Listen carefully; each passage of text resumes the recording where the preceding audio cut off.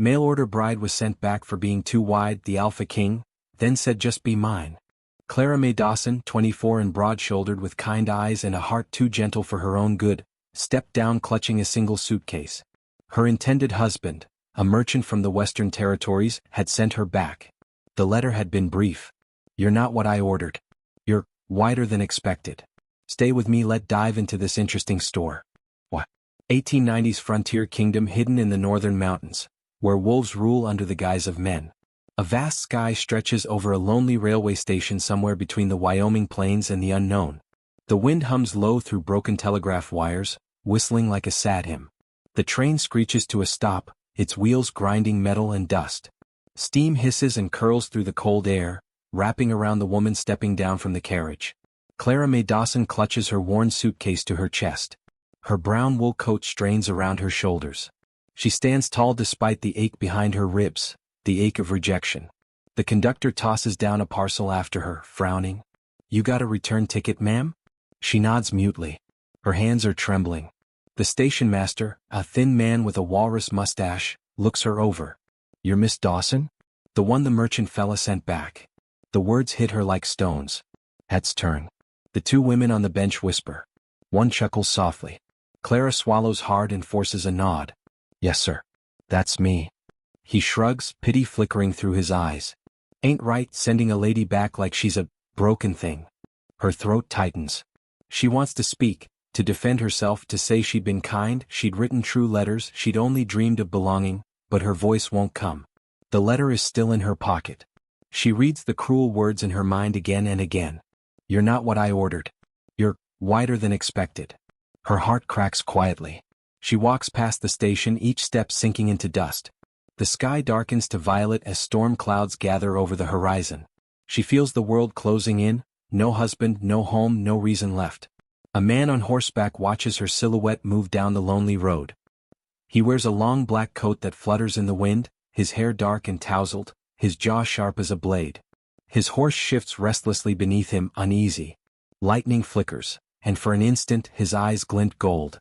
He speaks in a voice low and rough, half to himself, half to the night. They cast away my mate. A faint growl answers him from the shadows. Then another. And another, a chorus of wolves hidden in the mist. He raises his head to the rising wind. Follow her. Keep her safe. The wolves melt into the trees. Clara trudges on, her boots soaked in mud as the first drops of rain fall. She stops beside a fallen signpost, the paint faded to ghost letters. Northlands, beyond the ridge. She's cold, hungry, and utterly lost. But something ancient and unspoken, tugs at her chest. It isn't fear. It's a pull. A whisper through the storm. The thunder cracks, startling her. But beneath the noise, she hears it. A long, mournful howl. Clara freezes. Her pulse quickens. She looks toward the dark forest ahead. And though every sensible thought tells her to turn back, she steps forward instead, into the woods, into fate, into the arms of a destiny that has been waiting for her all along. The world sent her back like a package gone wrong, but the mountains had been waiting for her return. The forest is alive with rain.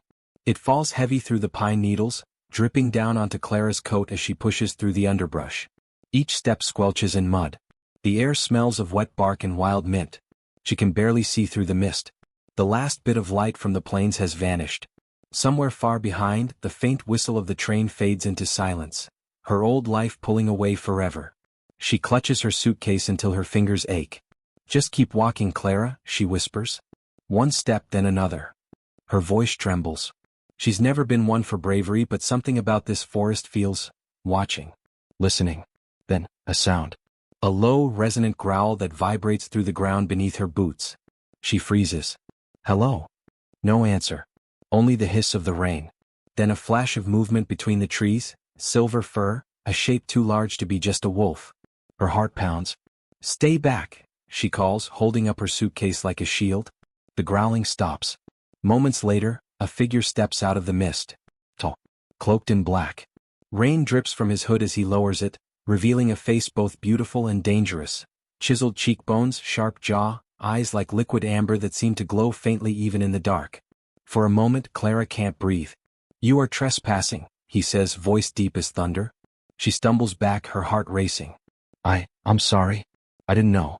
I was just trying to find shelter. He studies her, not with suspicion but something else. A strange intensity. Like he's looking through her, reading the truth buried deep inside. He steps closer, boots silent against the wet earth. You came from the plains.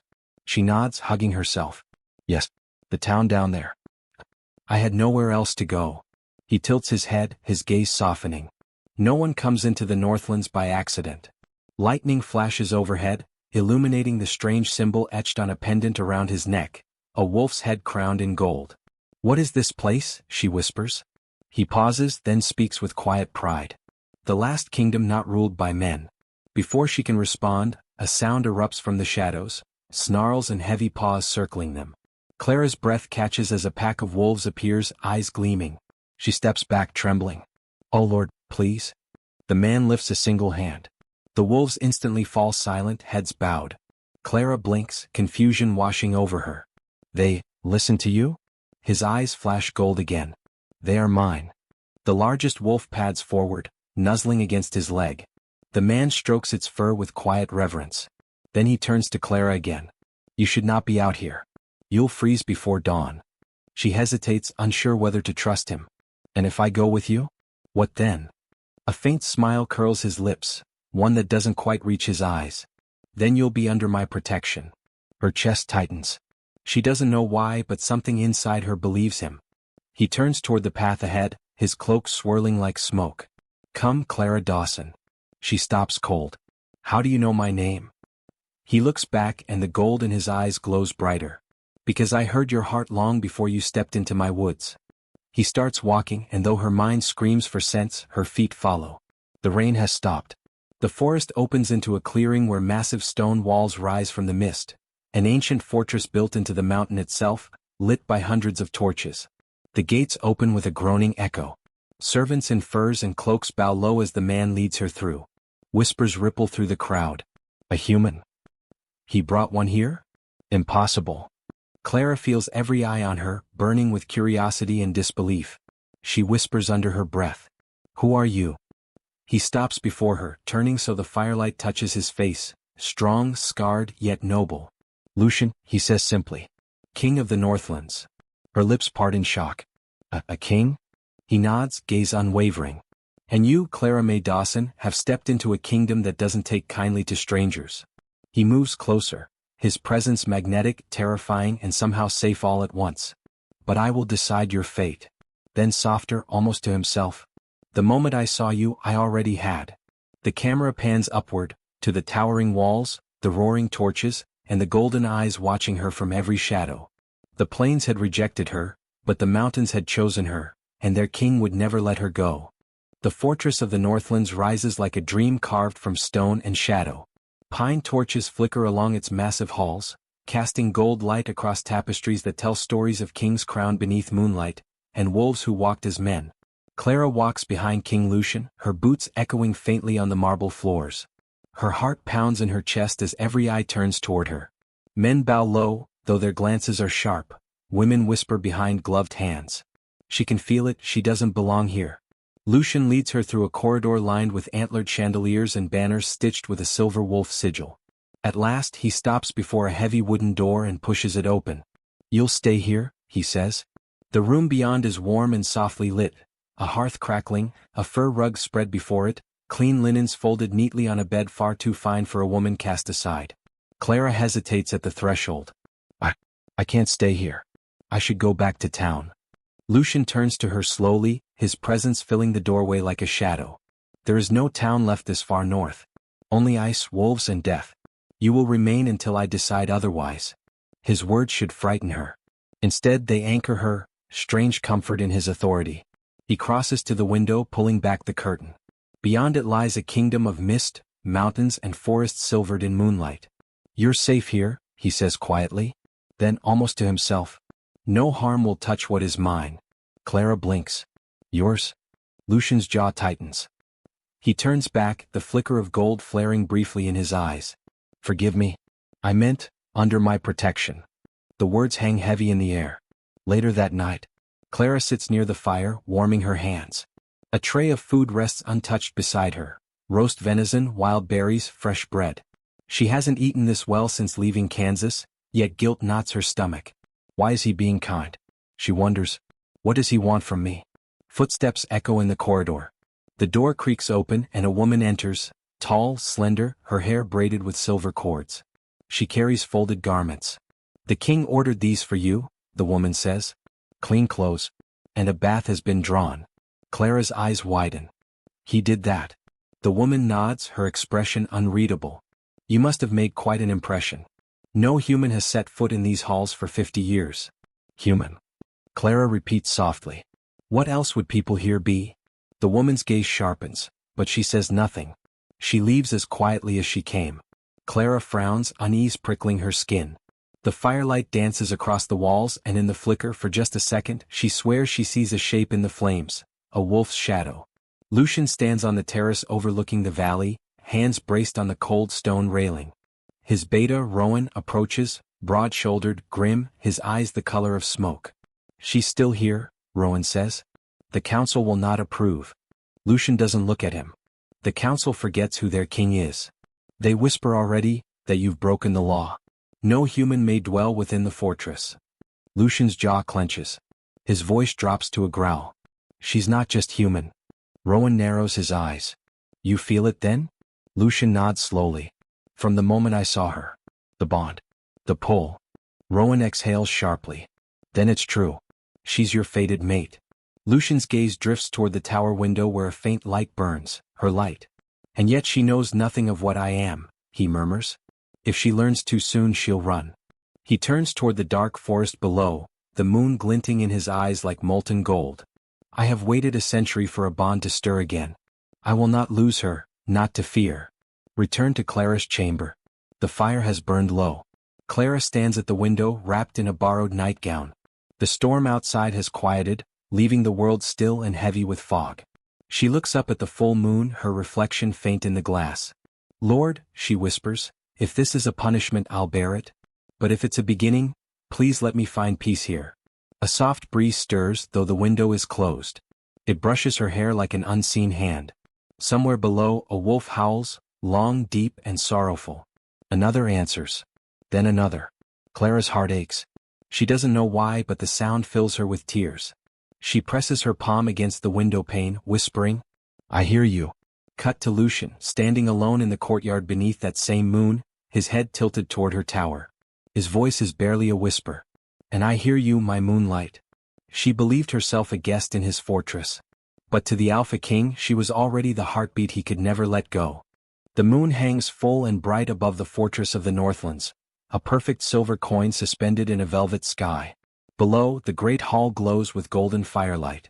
Musicians tune lutes and violins, servants carry trays of wine and roasted venison, and noblemen of the wolf court gather for the festival of the moon, a celebration as old as the kingdom itself.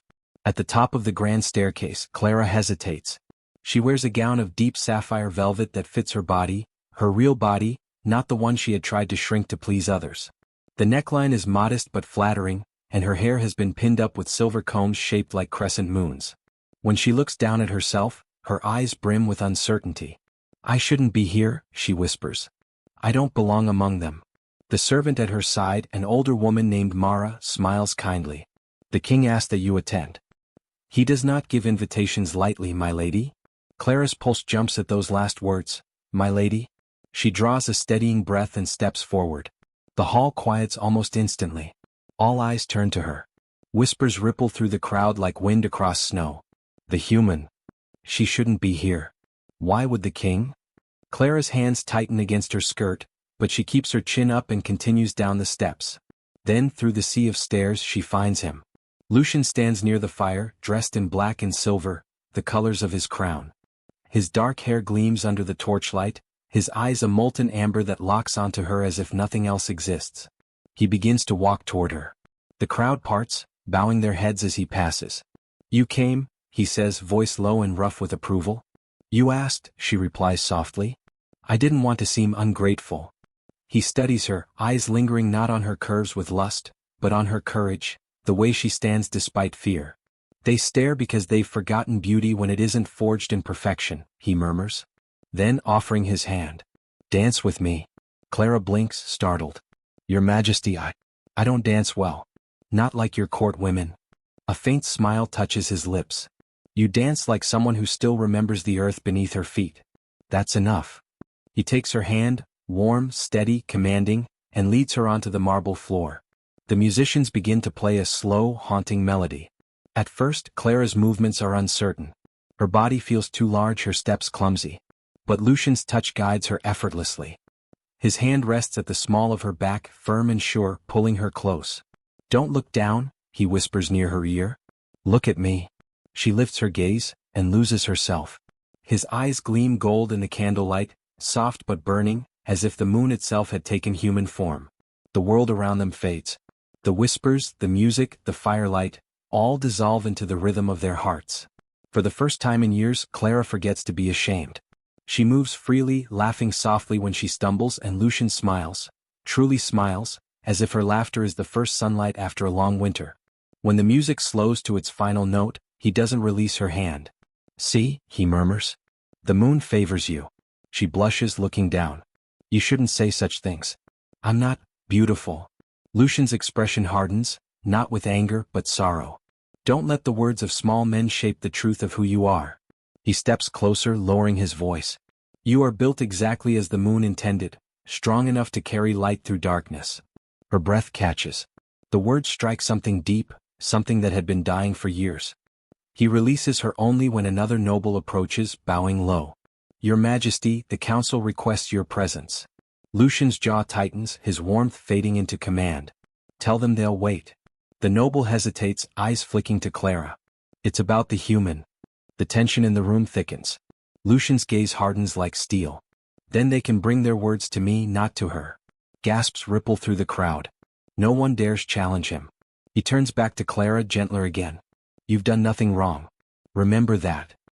He gives her a small nod, then strides away, cloak billowing behind him like a living shadow. Clara stands alone in the golden hall, every nerve in her body alive. The women glare. The men murmur. Yet for the first time she doesn't shrink under their eyes. She looks up toward the high windows where the moonlight streams through. It feels warm, almost like a caress. And somewhere deep within the mountains the wolves howl, not in anger this time but in joy. Lucian moments later. He enters the council chamber, his face dark with suppressed fury. The elders rise from their seats. You break our laws, my king, the eldest says. A human cannot live among us. Lucian slams his hand onto the table, his voice low and dangerous. She is under my protection. Protection? Another elder sneers. Or something more? Lucian's eyes flash gold. Something the moon chose. She is mine, whether you understand it or not. The elders fall silent. For the first time in generations the king's wolf has spoken through him. Clara alone by the fire. She sits where they danced, fingertips tracing where his hand had held hers. The music has ended, but she still sways slightly, lost in memory. She doesn't yet know the meaning of the gold in his eyes, or that the man she danced with is not merely a king, but a creature born of moon and wildness, bound to her by fate. Outside, the full moon burns bright, casting twin shadows on the floor, one of a woman, and one of a wolf. She thought it was only a dance. But with every step, the alpha's heart had already chosen its queen. The moon, once silver and pure, now glows red as fire. The wind has changed, colder, heavier, carrying the scent of iron and danger.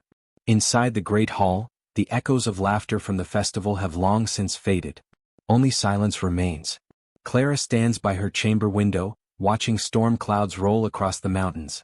The torches outside flicker violently. In the distance she hears it, the unmistakable sound of horns. 3 short blasts. The alarm. Her heart lurches. What's happening? She whispers. A servant bursts through her door, face pale. Milady. Stay inside. The southern pack is upon us. Before Clara can respond, the woman is gone, her footsteps echoing down the corridor. Thunder booms. No, not thunder. Hoofbeats. Wolves snarl and shift into human form mid-stride, swords gleaming under the blood moon. The enemy, the southern pack, moves like a tide of shadows, led by a towering brute with silver scars across his face. Lucian stands before the gates, armor dark as obsidian, his crown gleaming faintly. His beta, Rowan, stands beside him. They dare invade our moon? Rowan growls. Lucian's voice is calm, but his eyes blaze gold. They smell fear in our walls. They think me weakened, distracted by the human. He bares his teeth. They will learn what a king in love is capable of.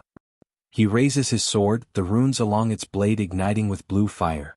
To arms. The fortress erupts in sound, metal clashing, wolves roaring, arrows streaking through the crimson night. Back to Clara.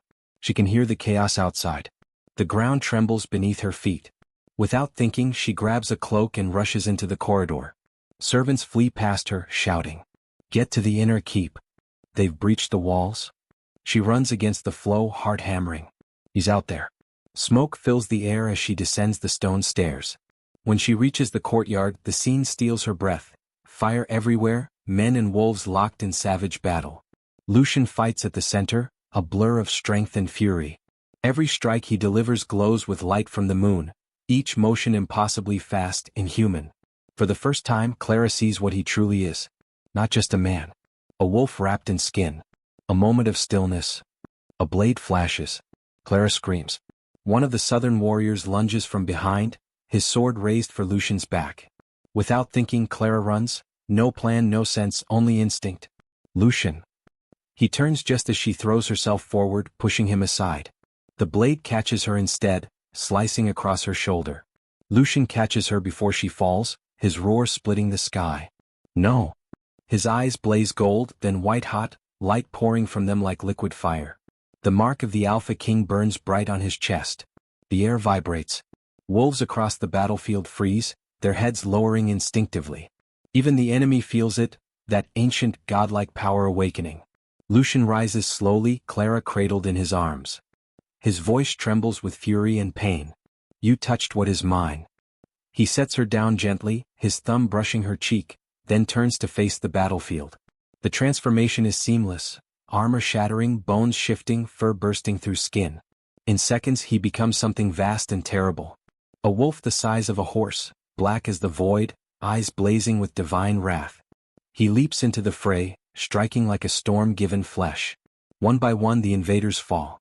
His howl splits the night, a sound of rage and heartbreak that shakes the very mountains. Later, the silence after the storm. The courtyard is littered with bodies, the fires dying down to embers. Clara lies half-conscious, blood seeping through her dress. Her vision swims as she sees Lucian return to her, still half-shifted, his form trembling, human again but wild with grief. He kneels beside her, his hand pressed to her wound. His voice breaks. What? Why would you do that? Her lips tremble. Because no one ever fought for me before. Tears fall from his eyes, rare, sacred things from a man like him. And I never will stop fighting for you. He presses his forehead to hers, whispering in the old tongue, words meant for bondmates, words she doesn't yet understand. Then he lifts her in his arms, carrying her through the shattered gates, his cloak trailing through ash and moonlight. Inside the fortress hours later. The healers work in silence, bandaging her shoulder, placing herbs upon her skin. Lucian refuses to leave her side. When Rowan enters, blood still on his hands, Lucian looks up, his voice raw. No more wars. Not tonight. Not ever if it means risking her. Rowan hesitates. The council will question this bond. Lucian's eyes flicker gold again. Let them. He looks down at Clara, pale but breathing. His thumb traces her jaw, gentle as dawn. She bled for me. The moon herself saw it. Whatever laws they made before her, I will break them all. On the night of the blood moon, the Alpha King lost his crown of steel and gained one of love, forged by the blood of the woman who dared to stand beside him. The scent of herbs fills the air, lavender, crushed sage and wolfroot. Candles flicker against ancient stone walls. Clara lies upon a bed of furs, pale and still. The fire crackles softly in the corner. Every breath she takes is shallow but alive. Lucian hasn't moved in hours. His armor lies discarded on the floor beside him, torn, blood-stained. He sits by her bedside in silence, his golden eyes fixed on her face. Every once in a while, he reaches out to brush a strand of hair from her cheek, his fingers trembling slightly, the way a storm trembles when it's learning to be still. Hours later, dawn breaks. The first light of morning spills across the floor, soft and golden. Clara stirs. Her lashes flutter and a soft sound escapes her lips, half pain, half wonder. Where am I? Her voice is hoarse, barely a whisper. Lucian rises instantly. His chair scrapes the floor and he kneels beside her, relief breaking across his face. You're safe, he murmurs, voice deep and rough. You're in the keep. The attack is over. Her brow furrows. Did we win? He gives a quiet, breathless laugh. You saved us, Clara. You saved me. She looks confused, trying to remember. The fire, the blades, the moon that bled across the sky. I shouldn't have run out there, she whispers. You nearly died, he says, not angry, just aching. You would've, she replies simply. The words hang in the air, fragile and infinite. A long silence. He studies her, her face still flushed with fever, her eyes glimmering with fear and courage. Then, softly he says it.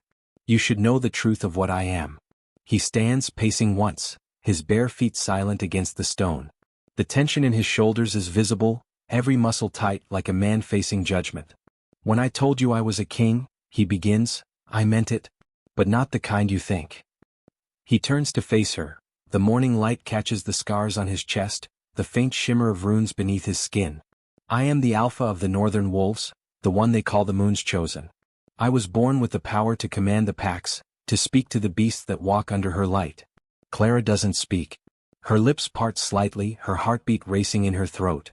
That night you saw me change, he continues quietly, that was my true form. The wolf you feared, the one the others whisper about, it is me. He expects her to shrink away, to tremble, to look at him like a monster. But she doesn't. She just looks at him, long and deep, as though searching his face for the man she met in the market, the man who offered her warmth and food when no one else would. Then the legends were true, she murmurs. The king who howls at the moon. He gives a small, bitter smile. A curse more than a crown. Clara's perspective. Her arm aches as she tries to sit up, but he's there instantly, steadying her with careful strength. His hands are large, scarred, capable of war yet gentle as silk. She studies him, this man who turns into a wolf, who commands armies, who looks at her like she's the only thing that can still make him human.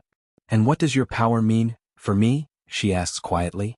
His expression softens, something vulnerable flickering behind his eyes. It means you are no longer just a guest, Clara. When you bled under the moon, when your blood mixed with mine in battle. He hesitates. His voice drops to a whisper. The moon bound us. You are my mate. Her breath catches. The word hums in the air like a spell. Mate? My equal. My heart. My reason. He kneels before her, eyes blazing gold. I did not choose it, the moon did. But I would choose you 1,000 times, even if fate hadn't forced my hand. Emotional crescendo. Clara's eyes glisten.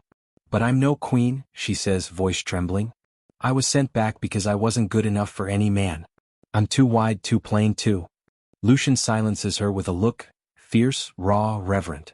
You are exactly what the moon saw in me, he says. Strong. Loyal. Real. They cast you aside because they only saw your skin. I saw your soul. He takes her hand, placing it over his chest. She can feel the steady thrum of his heartbeat, wild and alive. And it beats for you. Soft intimacy, the quiet after truth. For the first time she doesn't hide her tears. They slide down her cheeks silently as he leans closer, his forehead resting against hers. What happens now? She whispers. He exhales, long, trembling, human. Now I stop pretending I can rule without you. The firelight dances over them, the room bathed in gold and shadow. Clara, he murmurs, the moon gave you to me, but I want you to choose. Not as my mate, as yourself. Do you want to stay? The silence stretches, full of heartbeat and breath. Her fingers tighten around his. I was sent back for being too wide, she says softly, but somehow, I fit perfectly here. Lucian's eyes close, his chest rising with emotion he can't hide. He presses a kiss to her hand, reverent and trembling. Then you are mine, not by the moon's command but by your own will. The moon fades into dawn outside. Lucian remains kneeling beside her, her hand still in his. The bond between them, no longer just destiny but choice, hums like starlight. And for the first time in his immortal reign, the Alpha King bows his head not to war, but to love. 2 weeks later. Snow has begun to fall over the northern realm. The castle, once scarred by battle, now glows under pale winter light. Wolves patrol the ramparts in silence. The scent of peace lingers in the air for the first time in years. Inside, the grand hall has been transformed. Banners of silver and midnight blue hang from the rafters, and a great fire burns at the center hearth. Every pack from the north has gathered here. Alpha leaders, warriors, healers, and their kin. They've come not for war but for a coronation. Clara stands before a mirror, her reflection trembling like a dream. The healers have wrapped her wound in soft linen, and over it she wears a gown spun from silver-threaded wool, strong, not fragile. Her hair falls in gentle curls down her shoulders, and though she fidgets with her hands, her eyes hold steady. A young servant wolf girl whispers shyly, "You look like the moon herself, milady." Clara smiles faintly. "I look like a woman who's terrified she'll trip in front of 1,000 wolves." They laugh softly, a sound of new beginnings. Then the door opens and Lucian steps in. He's not in his usual armor. He wears a dark tunic trimmed in silver. His crown rests in his hands, not yet on his head. For a moment he simply stands there watching her, awe softening every line of his face. "You're nervous," he says quietly.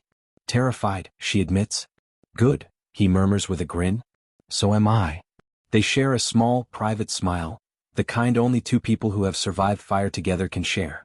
The great hall, ceremony begins. Lucian leads her through the doors hand in hand. The hall falls silent instantly. Every eye turns to them, wolves, elders, nobles, their gazes sharp, curious, uncertain. At the end of the hall, beneath a window carved to frame the full moon, stands the ancient stone of oaths. The runes carved into it shimmer faintly with light. Lucian turns to face his people. "You all know why we gather tonight." His voice carries through the chamber, low and resonant. "The southern pack is broken. The moon shines on our walls again. And it is not because of me, it is because of her." He turns toward Clara, pride gleaming in his eyes. "Clara, the woman you called unfit, the one they said was too wide, too plain, too human." The words ripple through the hall like a wind. "She bled for this kingdom. She saved your king. She faced the blood moon and did not falter." He steps aside and gestures to her. "Tonight, by my will and the moon's decree, she is no longer an outsider. She is your queen, the Luna of the North." The ceremony. The high priestess of the pack steps forward, her robes woven with silver strands. She carries a circlet carved from moonstone. "Clara of the Earthborn," the priestess says solemnly, "do you accept the bond of Luna? To walk beside the Alpha King, to rule not with fear but with heart." Clara's voice trembles but it is clear. "I do." The priestess turns to Lucian. "Lucian of the Northern bloodline, do you swear to protect her life above your own?" "I already have," he says simply. The priestess smiles faintly, placing the crown of moonstone upon Clara's head.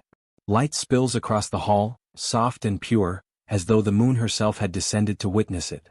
All around them wolves bow their heads. One by one they lower themselves to their knees, until even the fiercest alphas are kneeling before her. "All hail the Luna Queen," the priestess whispers. The hall erupts in sound, howls echoing through stone and sky, rolling over mountains and rivers. Later, after the ceremony, the celebration fills the night with song, laughter, and the rhythm of drums.